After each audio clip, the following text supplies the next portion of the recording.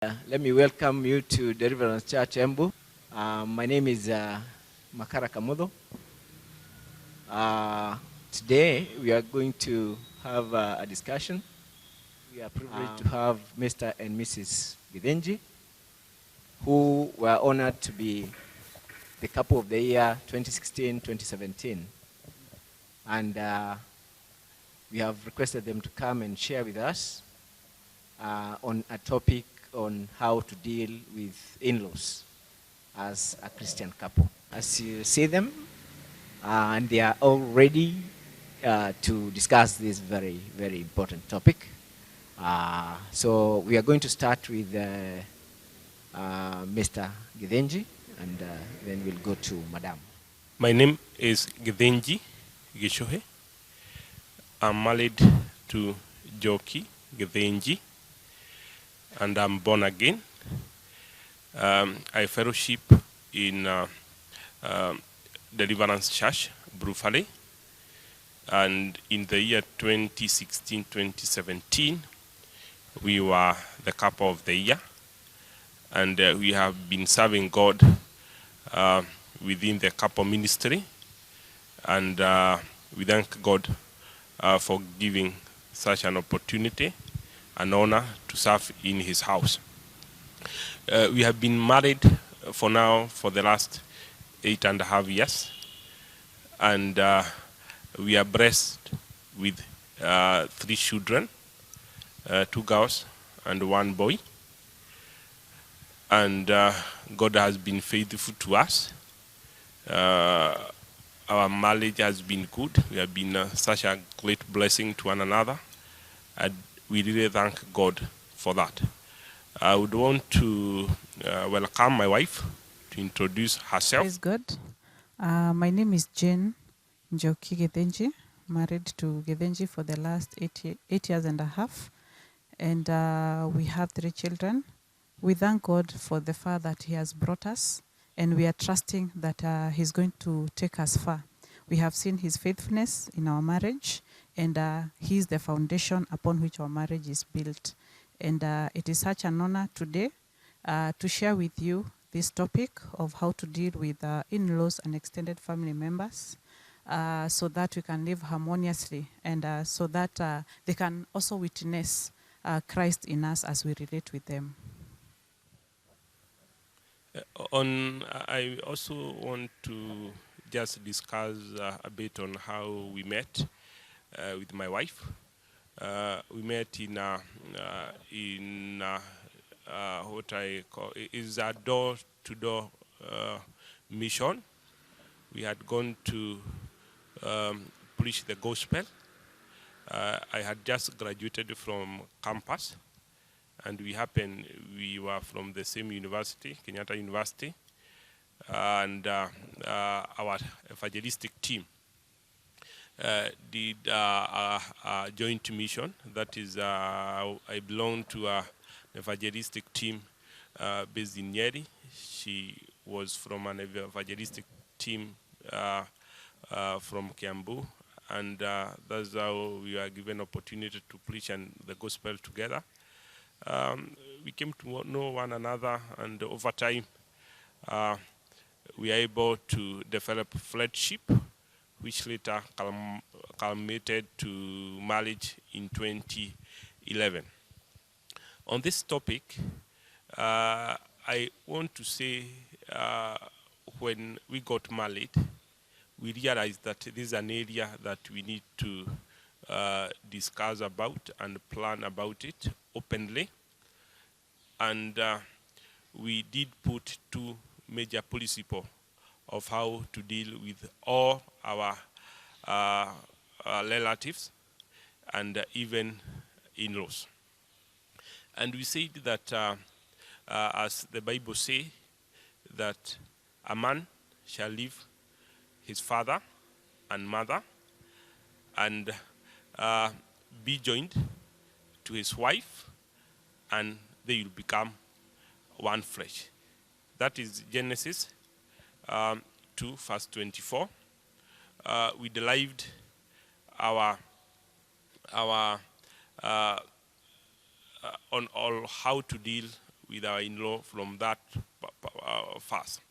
But we also appreciate that for us to be a blessing to them, we need to incorporate the principle of what we call honor and respect, and also we need to incorporate love. And that's how we agreed that with love and respect to our parent, we are likely to live well and be a blessing to them. One thing that is important to note, that living your parent, who, because for us, we agree that there should be no in-laws or the parent from this side or the other side. But all of them, our parent, his brothers are my brothers are her brothers, and the same to the sisters. So we agreed this is one family that we must face them together. And that's why we said that even if we are leaving them, it doesn't mean that we abandon them. Leaving does not mean we abandon them. Leaving also, it doesn't mean that we forsake our parents who may need us, especially as they grow old.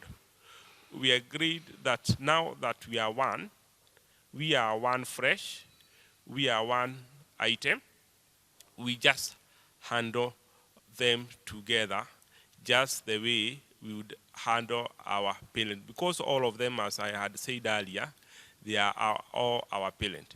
So for us, we have been working together to make sure that we continue being a blessing to them.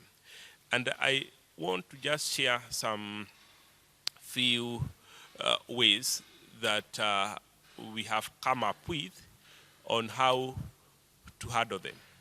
And one of them is being open to one another.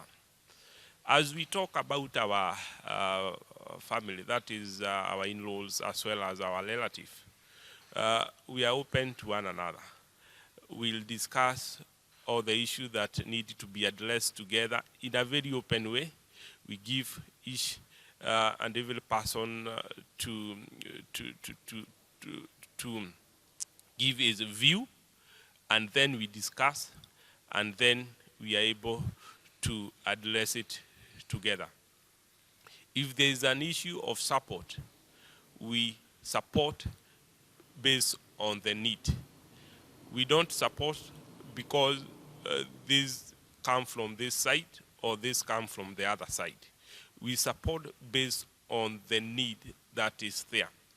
And how we go about it. In the event that my parents need a support, or her parent, if it is mine, we support through her. If it is her parent, we support through me. And by that, we create a picture that we are one item. But that does not mean if I face it my parent, I'll have to send her something to give them.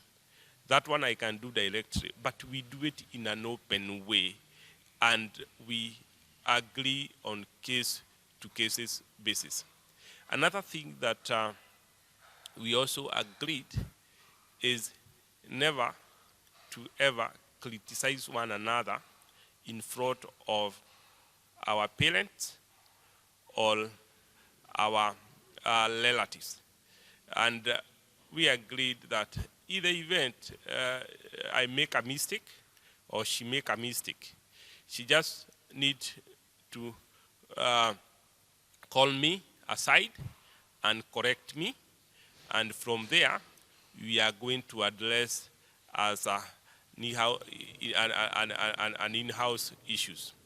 And that has really helped us because we are able to gain a lot of respect. I just want to share just a story. I happen to be the last born in my family. And I grew up in a way that I didn't really earn a lot of respect. You know, most of you will agree with me that last born are quite not really respected, or people don't really respect the elderly. So there was quite a lot of interference in my life. And I realized that if I don't take a strong position, there will also be an interference with my life, and that might even make my family to go down. And one time in a get-together, I was quite clear to the member of my family that now I'm grown up. I need room to be allowed to be making my decision. And actually, I was quite firm because I told them that in the event somebody suggests anything for me to do in my family, I'll never do it. The reason for that, it never meant that I was disrespecting them, because they are my elderly brother and sister, and also my parent. I just wanted them to know, now I'm a grown-up, I'm having a family, and anything that they need, I need to be done, it is me to make that decision. And it really worked, because over time, they were able to respect. Like now, they consult me even when some other have issues, and because they know I have to make the decision on my own. And that one go back to where the Bible says that a man must leave his parent. Living is important to live in terms of the physical location. Where possible, it is important to live. If it is not possible, make sure there is no a lot of interference from your parent or from your relative, but at the same time, make sure that you do it in a respectful way, in a non-honorable way, and out of love, and they will understand. But firmness is quite key when you are doing those things. Another thing I want to discuss, we also agreed that we don't share our marital problem with our relatives or with our parent. Anytime that we have a problem, we discuss between ourselves. At the event, in the event that we may not agree, better we consult a third party who is neutral in terms of maybe a friend who is acceptable to both of us, or even a counselor. Of dealing with the in-laws and extended family members, as my husband has just said, that the other principle that we apply is respect. And we should all appreciate the fact that there are those, once they get married, they are accepted into the families they get married to or they marry. However, there are also those who are not accepted. They face challenges, and as a result, they have a strained relationship with their in-laws and the extended family members. And for harmonious living, respect is a key aspect that should be incorporated for these families to live as one and in harmony, and also for portrayal of Christianity. The other thing that we should also appreciate is that your parents are not your in-laws, and meaning that they have their own values, and they will not behave the same way your parents used to behave. And his siblings or her siblings will not behave the same way as your siblings used to behave. So that means you have to understand them and even understand their point of view. Mostly when we are looking at conflicts, you hear people will really talk about maybe the mother-in-law or even their fathers-in-law interfering with their marriages. And the first thing that we should put in place is application of a biblical principle of honoring your father and mother. And as the Bible says, so that your days may be increased. Remember that your spouse's parents are also your parents. They may be different from your parents. And so it is very important for you to respect them. And by respecting them, you may find that there are those who are troublesome. There are others who may also be rude. But you have to be polite. And when need be, just keep quiet and ask God for wisdom as you relate with them. Then the other thing is the tone that you use when you're addressing your in-laws and the other extended family members. You have to understand from where they're coming from and check on the tone. And you should also set a boundary on how far you should go and what you should say to them. Because this is key. We say that there's power in the tongue. And a tongue can either build or it can also destroy. So it is also very important to check the word that comes from our mouth. And we know, especially during these difficult times of COVID-19, there are those couples who found themselves maybe relocating to the village.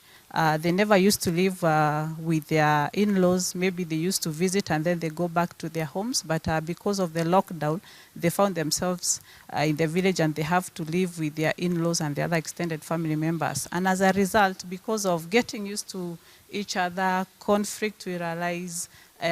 What we are saying is, as a Christian, there should be a difference between you and those people who do not know Christ. Christ must be seen in us, even as we deal with issues, as we deal with conflict. Let the fear of the Lord be seen in us.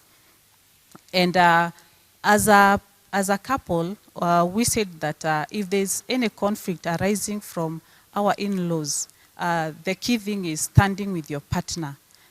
You must show your partner support, even as you deal with that issue, and do not side with your family members, because when you do that, you'll find that your partner will have hard time even relating with your relatives or with their significant others, and they may even not be acceptable.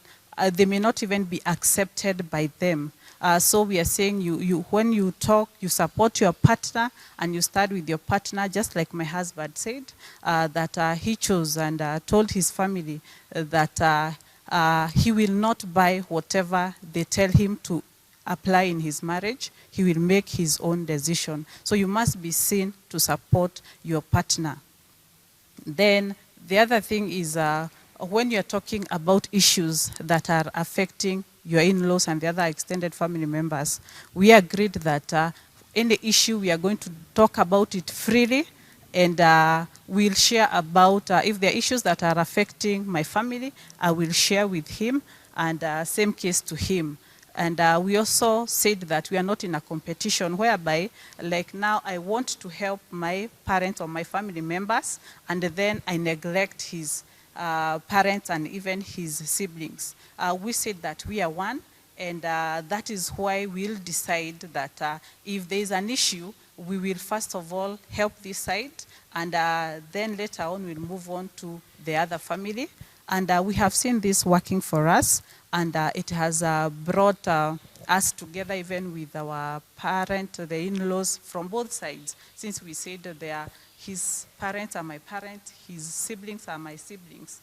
We are one, and so we cannot separate.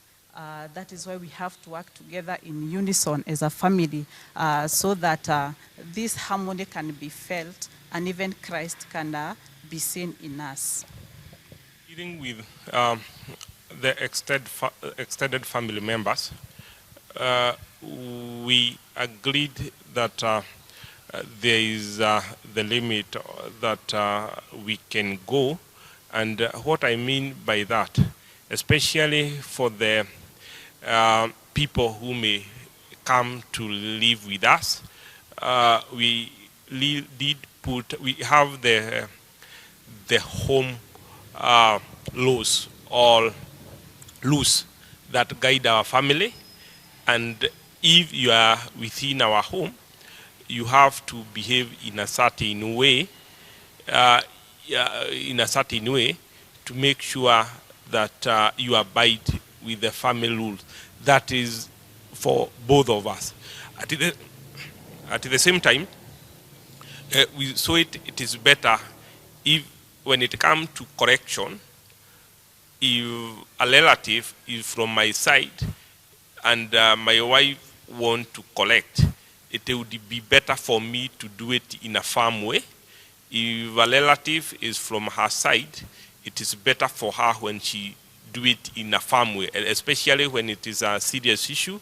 And by that, it look like it is the family decision, and we are together, both of us. So especially when it is the children, maybe from our sister and our brothers, who are our niece and our nephew, we need to deal with it family in matter of where discipline that is required and they are staying with us. We must enforce that. And how we go about it is just agreeing that this is the way to go, and it is must be done like that.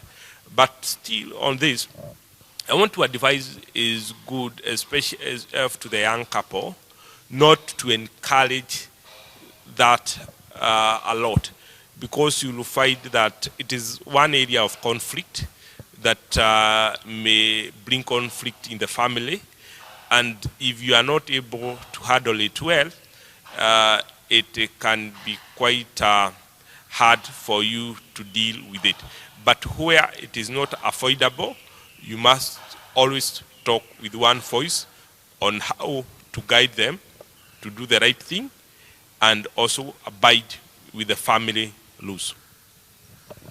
Yeah, we are moving on well with the discussion about how to deal with the in-laws as Christian couples in our homes. And I have some specific questions I want to ask this couple. Number one, mother-in-laws are known to be a bit of a problem in most families. So maybe Mrs. Githenji can maybe respond to this, her experience in dealing with specifically the mother-in-law. Then Mr. Githenji will tell us how he can deal with relatives who come and camp in somebody's home and they don't seem to be going anywhere. How exactly do you deal with them? So as I said earlier, that a key aspect in dealing with in-laws is respect, and particularly I'm looking at the mother-in-law. For example, if I look at my case, initially when I got married, I was afraid that I would not be accepted in this family because I came from Kiambu, and back then there were those stereotypes about Kiambu ladies, and he was from Nyeri. But I thank God when I got married, I found a very supportive mother-in-law, and my husband has also assisted me in cultivating that close relationship with my mother-in-law. And I would like now to share these tips with other women on how you can be able to live harmoniously with your mother-in-law. What we are said that your mother-in-law is also your mother. So respect her. She may not have the same views as your parents or as your mother. She has different opinions. So the most important thing is understanding her point of view and respecting her. If you find that she's rude, always be polite. And when need be, it is very important to maintain silence, because if there's no argument, if you don't bring in any argument, then that will also stop this conflict. Then we're also saying that love is cultivated. For example, how do you cultivate this love? One, you have to make now this mother-in-law to accept you and even to love you by showing her love. How do you do that? For example, like in our case, what we said, if there's something that we are giving my mother-in-law, I have to do it. And it is not that he will give me directly so that I can pass it to his mother.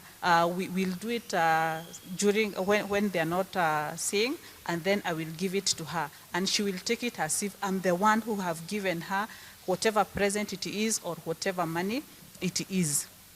Then the other thing is through my husband's support, I'm also able to have, my mother-in-law is able to get that positive picture of me, whereby now, he talks positive things about me. Very important to have that cordial relationship with your mother-in-law, because you don't expect for you to mistreat his mother or your spouse's mother, and you expect that he'll also treat your parents well. And as I also conclude, it is also important to even talk positive of other people with your mother-in-law. Do not get into gossip, and because when you do that, this will also affect the way in which they view you. So what we are saying is very important to value that relationship, and once you build this relationship, you will realize it is very sweet. Like now for my mother-in-law, she has been very supportive in our marriage, and she is also a strong supporter and even our prayer partner. She's very prayerful, and she has really supported us and stood with us in prayers. During this type of COVID-19, one area that have been a bit positive, you realize that there's no visit to other people. So for the last actually 4 months, we have not received any visitor in our home. We are also not visiting other people. So over time, this is a time I believe that people are embracing a different culture, but to some extent, it helped the family to have their time, which is a good thing. As a family, we learned to be a blessing to one another from the time we got married. So we have most of, like my wife, she's a teacher, so most of the time she's at home. Me, I have so many other time I'm working from home, but we are still able to live well together.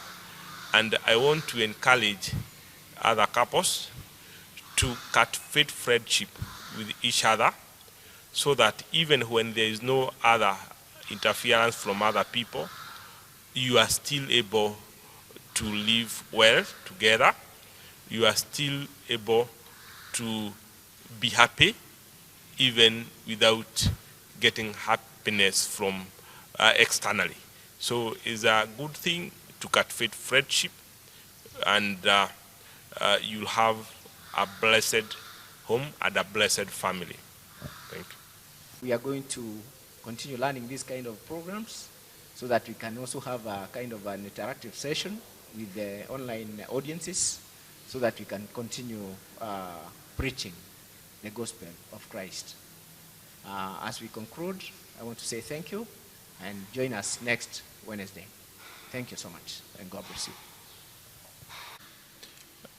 In Africa Contemporary Society, family members are part of our family, and sometimes you'll find them coming into our homes, and some feel that they are so entitled they don't even feel like leaving your home.